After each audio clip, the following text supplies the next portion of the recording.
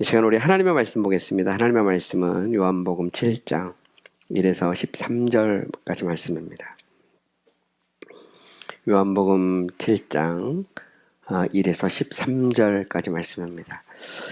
제가 한 절 읽고 여러분들이 한 절 읽고 돌아가면서 우리 교독합니다.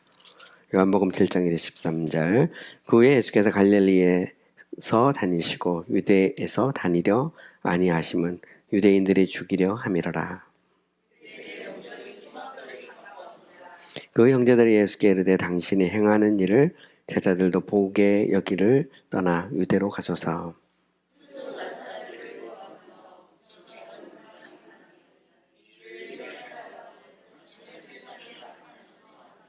이는 그 형제들까지도 예수를 믿지 아니함이러라.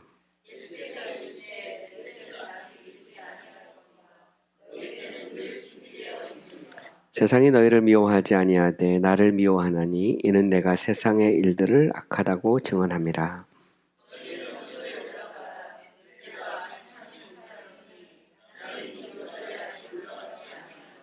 이 말씀을 하시고 갈릴리에 머물러 계시니라.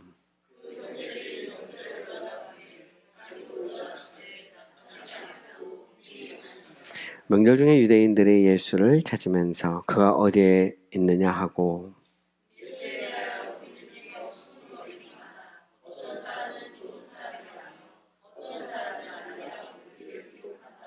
우리 다 같이 읽겠습니다.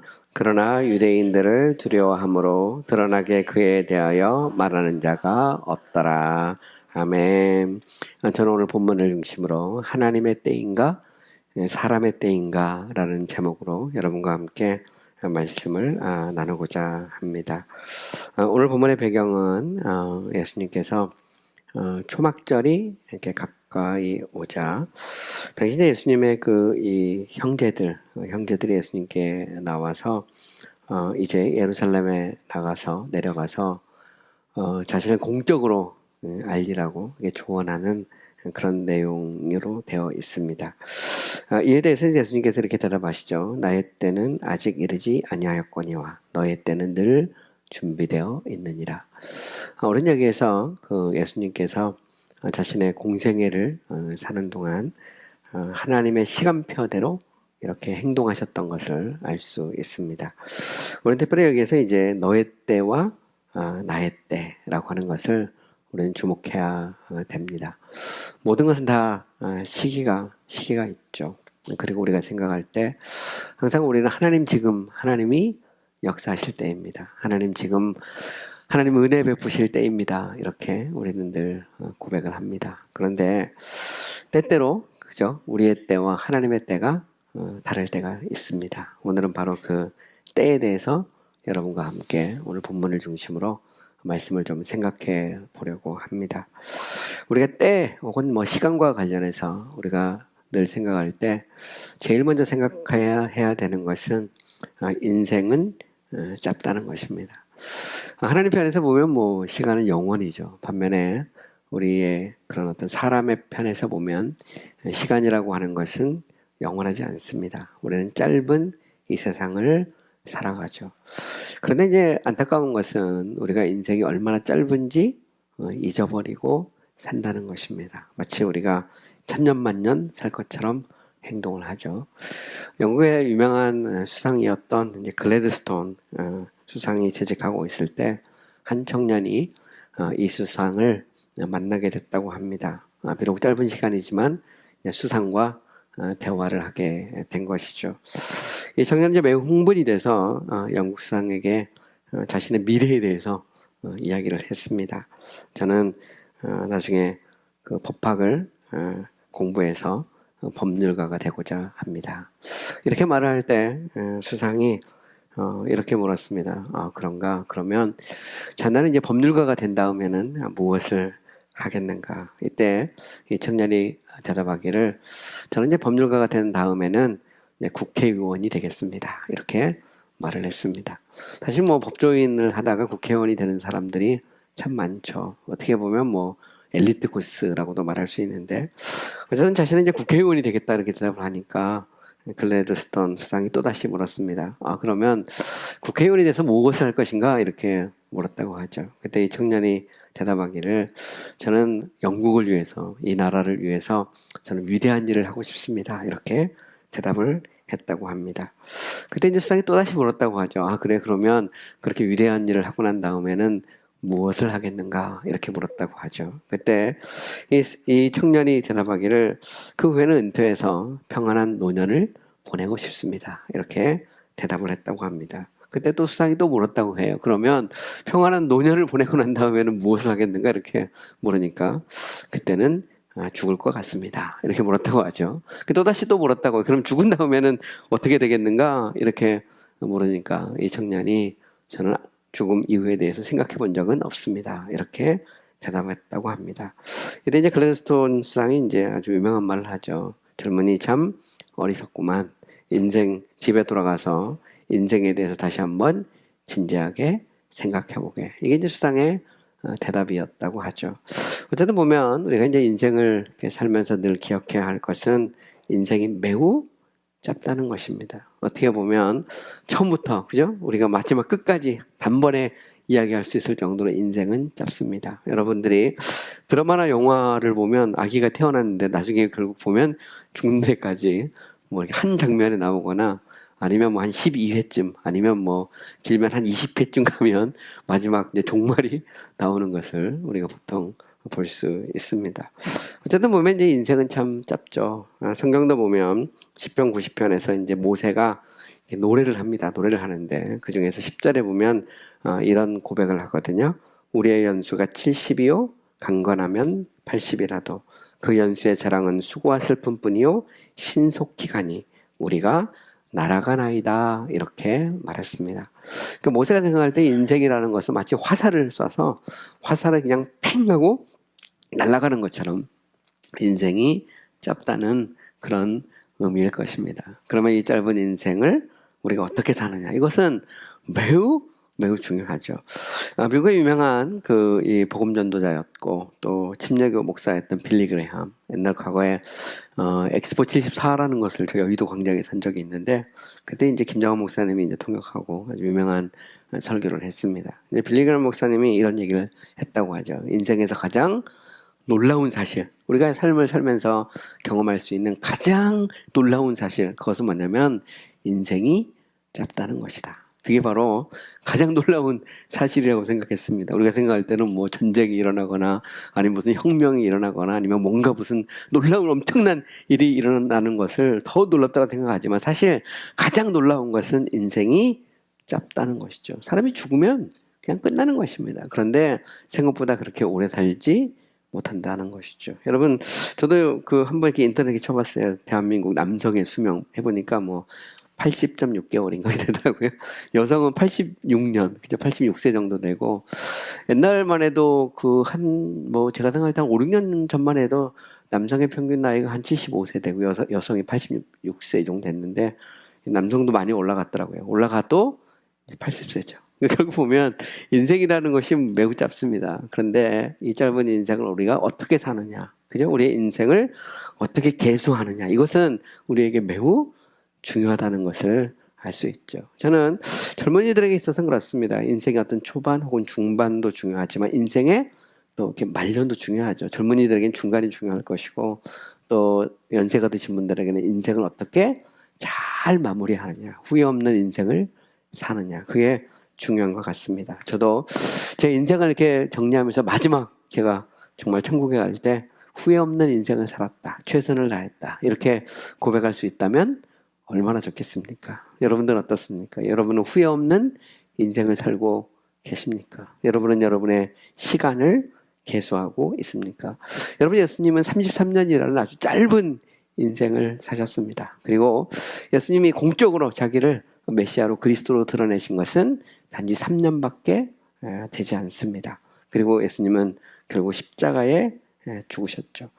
여러분, 만약에 예수님이 이 시대에 태어났다면 어떨까요? 예수님이 이 시대에 태어났다면 제가 생각할 때는 우리 한국에 있는 어린이들처럼 어린이집을 다니고, 그죠? 초등학교, 중학교, 고등학교, 뭐 대학교를 다니지 않았을까 이런 생각을 합니다. 그러다 보면 벌써 끝나잖아요. 인생이 다 끝나는데 다행히 예수님은 고등교육 제도가 발달하지 않은 그런 시대를 사셨습니다. 당시 보면 이제 랍비들 밑에서 교육을 받는 그런 시대인데, 예수님은 뭐 공적인 교육을 받지 않고도 메시아로서 얼마든지 자라면서 이렇게 지혜와 지식이 자라나고, 또 영원부터 계신 하나님의 아들이고 하나님이셨기 때문에 예수님은 그 누구보다도 지혜롭고 그 누구보다도 현명하고 그 누구보다도 능력이 많으셨던 것을 우리는 말씀을 통해서 어렵지 않게 알 수 있습니다. 어쨌든 보면 예수님은 33년의 짧은 인생을 하셨어요. 그리고 십자가를 지시기 전에 요한복음 17장에 가면 예수님께서 마지막 하나님께 드리는 기도를 합니다. 보통 요한복음 17장을 뭐 대제사장으로서의 기도 이렇게 이야기를 하는데, 그중에 4절을 보면 이런 말씀이 있어요.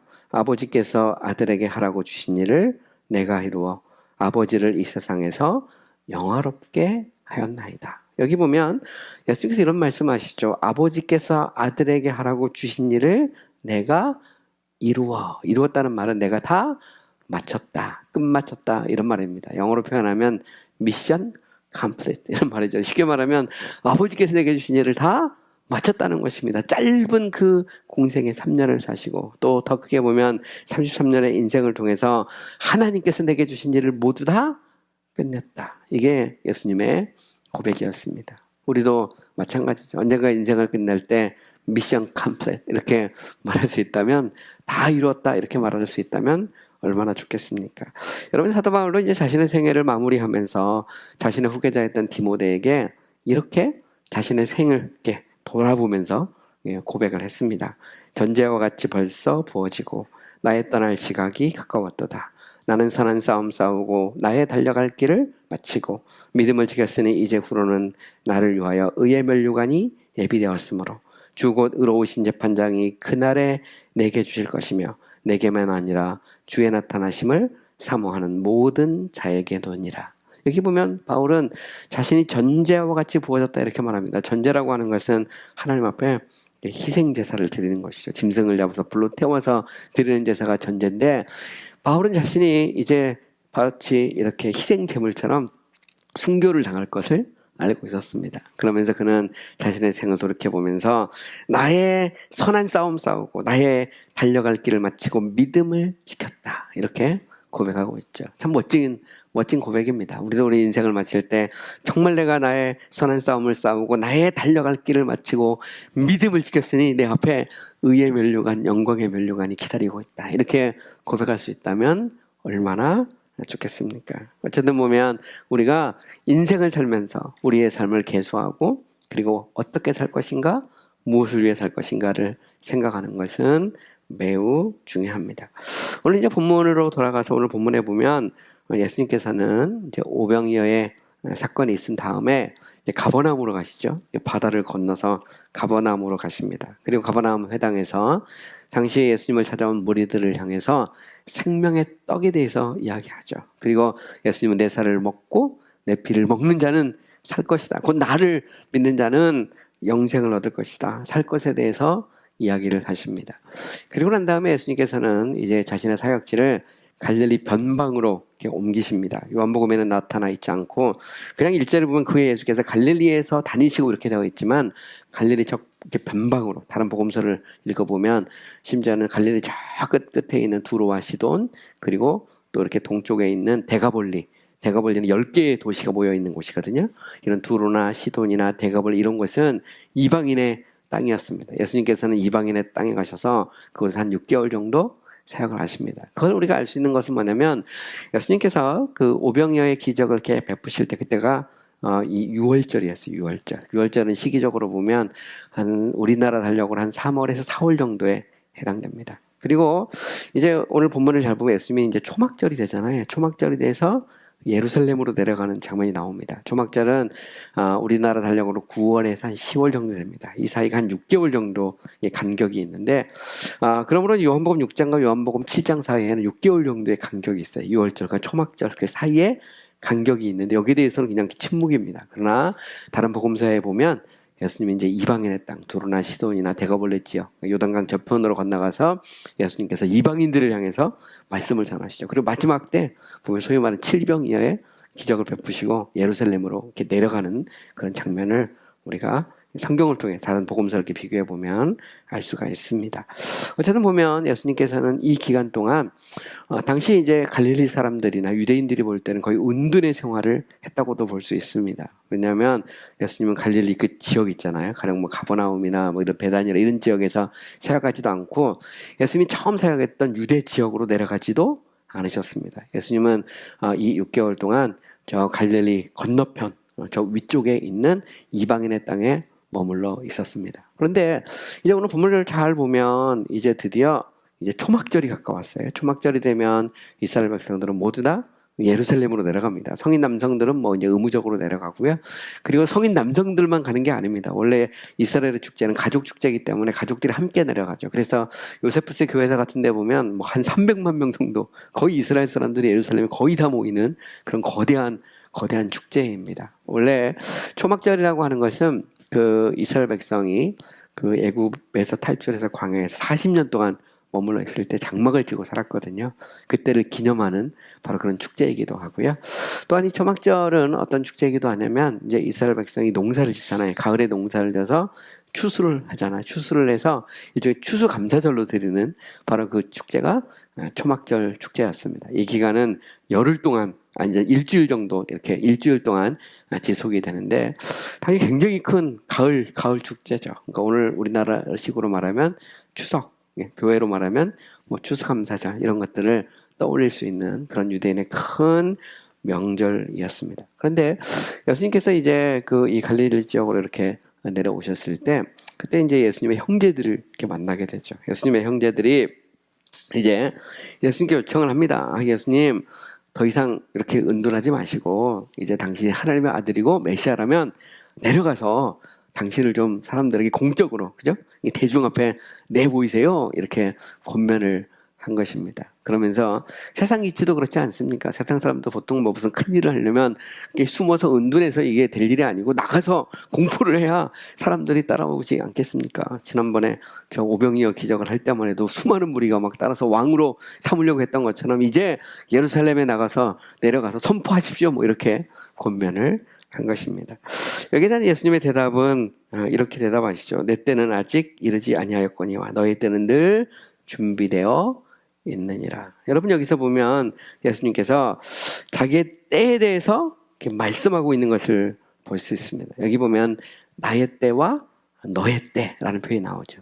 여러분 나의 때라고 하는 것은 예수님의 때입니다. 곧 하나님의 때죠. 너의 때라고 하는 것은 형제들이 생각하는 예수님의 형제들이 생각하는 때입니다.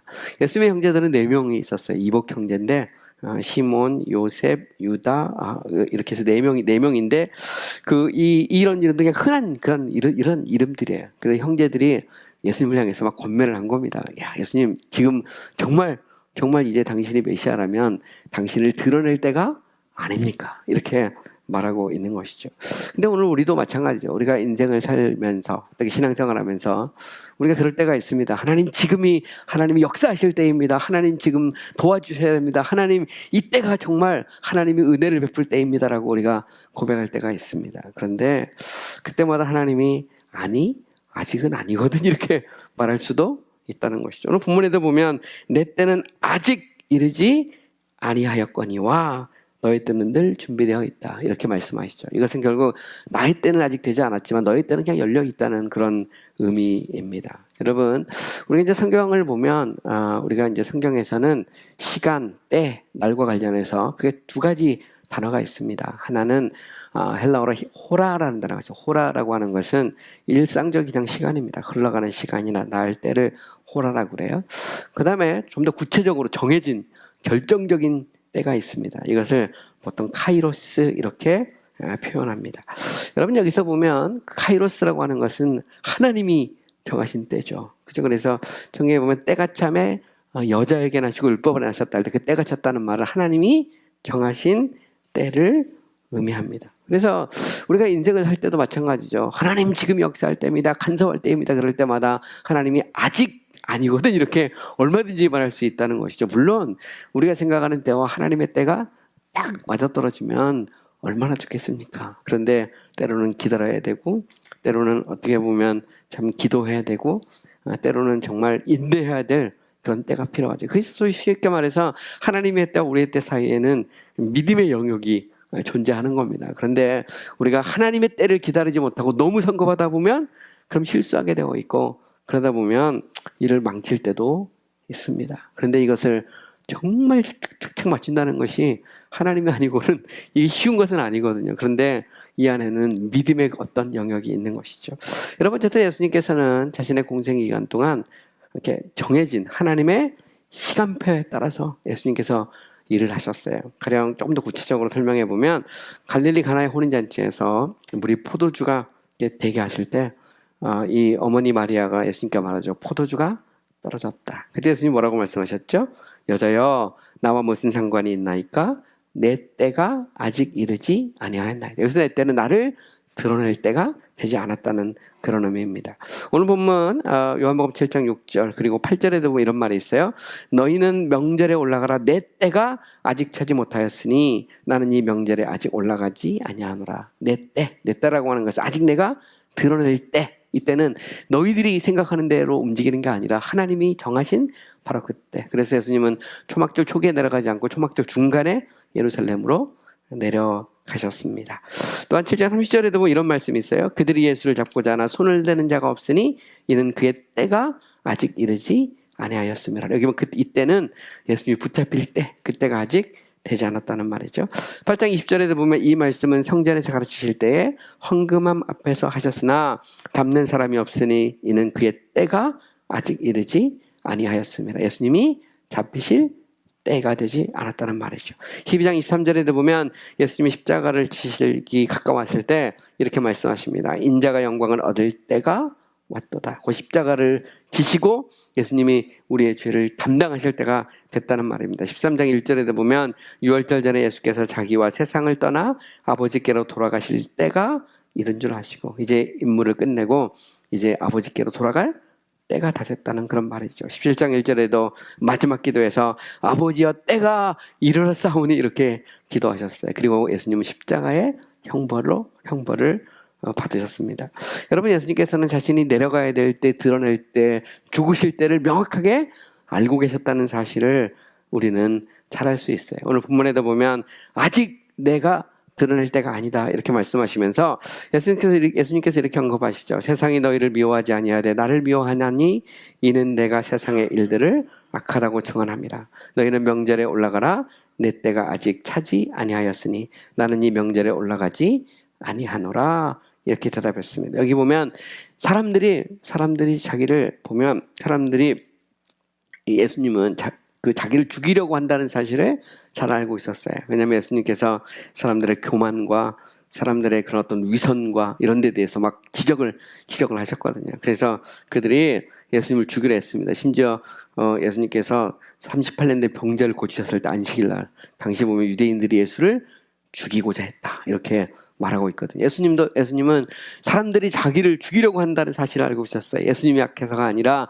예수님이 뭔가 죄를 범해서가 아니라 당시 사람들이 악했기 때문에, 그리고 그 악에 대해서 예수님이 지적을 하셨기 때문에 사람들이 자기를 죽이려고 하는 것을 알고 있었죠. 그리고 그것에 따라서 예수님께서는 자신을 드러낼 때와 자신을 감추실 때를 정확하게 알고 계셨습니다. 그래서 예수님께서는 당시 이제 초막절 때 이 형제들과 내려가지 않으셨어요. 대신에 예수님은 당시 초막절 중간에 사마리아를 통과해서 당시 예루살렘으로 내려가셨습니다.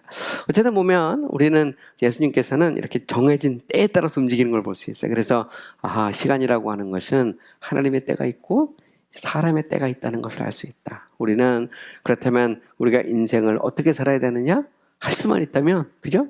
하나님의 뜻에 따라서 하나님의 때에 맞게 사는 것이 가장 지혜롭다라고 하는 사실을 알 수 있죠. 어쨌든 보면 이제 초막절 기간 당시에 수많은 사람들이 당시 예루살렘에 모였습니다. 예루살렘에 모였을 때 그들의 최대의 화두, 그 화두는 무엇이냐면 예수님이 도대체 누구냐는 거예요. 예수가 누구냐가 바로 당시 최대의 그런 화두였습니다.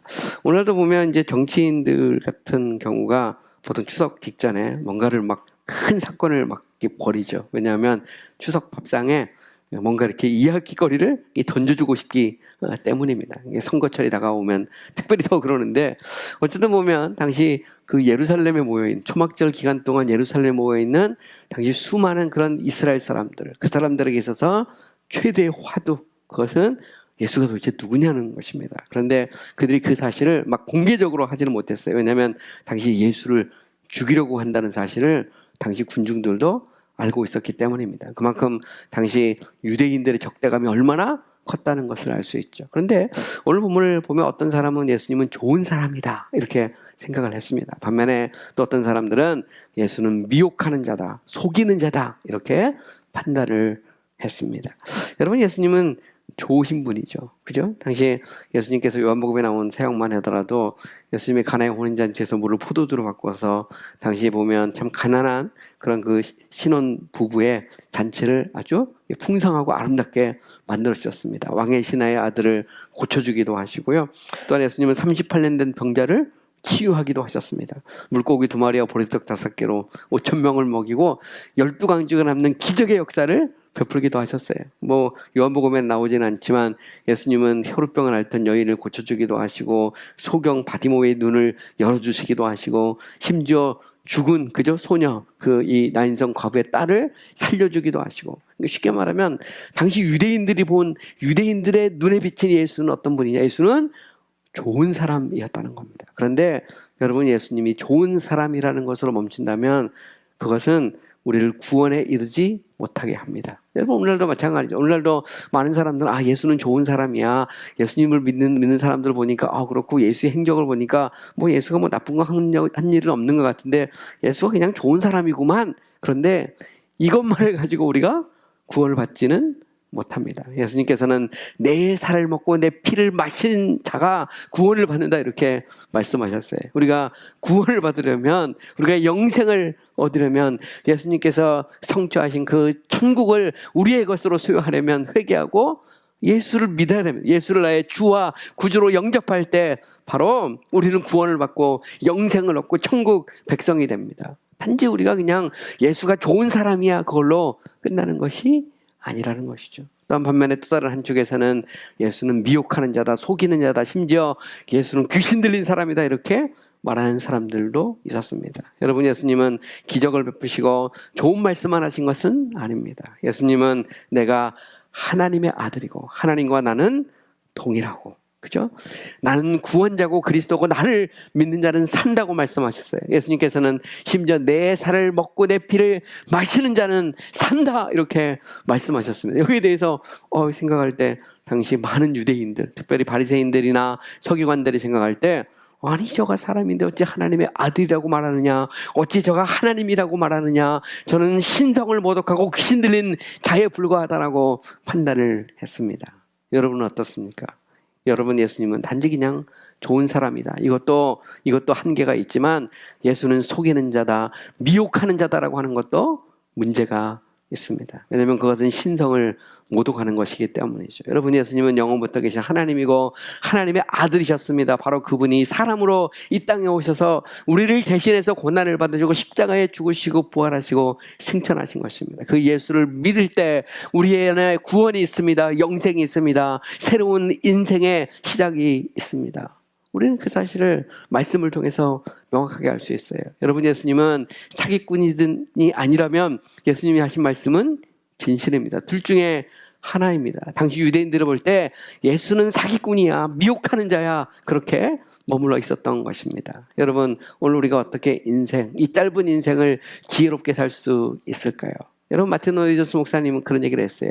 인생이 이 세상을 살면서, 사람이 이 세상을 살면서 우리가 해결해야 될 가장 긴급하고 가장 중요한 문제는 무엇인가? 그것은 죄인된 인간이 거룩하신 하나님과 화해하는 것이다, 이렇게 말했습니다. 다시 말하면 예수 그리스도를 통해 구원받지 못하면 인생 자체가 허무하고 이것이 참 보면 참 의미가 없다는 것입니다. 왜냐하면 인생은 짧지만 우리가 살아야 될 그 나라는 영원하기 때문입니다. 한 번 죽는 것은 사람에게 정하신 것이요 그 후에는 심판이 있다고 성경은 명확하게 선언하고 있기 때문입니다. 예수 그리스도 외에 천하 인간의 그리스도 외에는 다른 이름을 주신 적이 없다고 말씀하고 있습니다. 하나님의 아들이신 그분이 사람의 아들로 오셔서 우리의 죄를 대신 담당하셨다는 그 사실을 믿지 않고는 우리가 하나님과 화해할 수 있는 방법이 없기 때문입니다. 여러분, 이 짧은 인생에서 가장 지혜롭게 사는 방법, 그것은 무엇일까요? 그것은 예수 그리스도를 나의 주로, 나의 왕으로 모시고 사는 것입니다. 이 땅이 전부가 아니라 영원한 천국이 있다는 사실을 기억하고 사는 것입니다. 여러분, 잠언 기자는 여호와를 경외하는 것이 지식의 근본이라고 말했습니다. 여러분, 여호와를 경외하는 것, 하나님을 두려워하고 하나님을 공경하는 것, 그것이 가장 지혜로운 방법입니다. 우리가 어떻게 그 거룩하신 하나님 앞에 그렇다면 나갈 수 있습니까? 그것은 오직 예수 그리스도, 우리를 위해서 피 흘리신 그리스도를 통해서만 우리가 하나님 앞에 나갈 수 있습니다. 그러므로 가장 지혜로운 인생, 그것은 바로 예수 믿는 것인 줄 믿으시기 바랍니다. 예수를 나의 주요, 나의 왕으로 모시고 주님과 함께 동행하며 사는 인생, 그 인생이 가장 아름답고 가장 지혜롭고 가장 열매 맺는 인생인 줄 믿습니다. 우리 다 같이 기도하겠습니다. 오늘 말씀을 기억하면서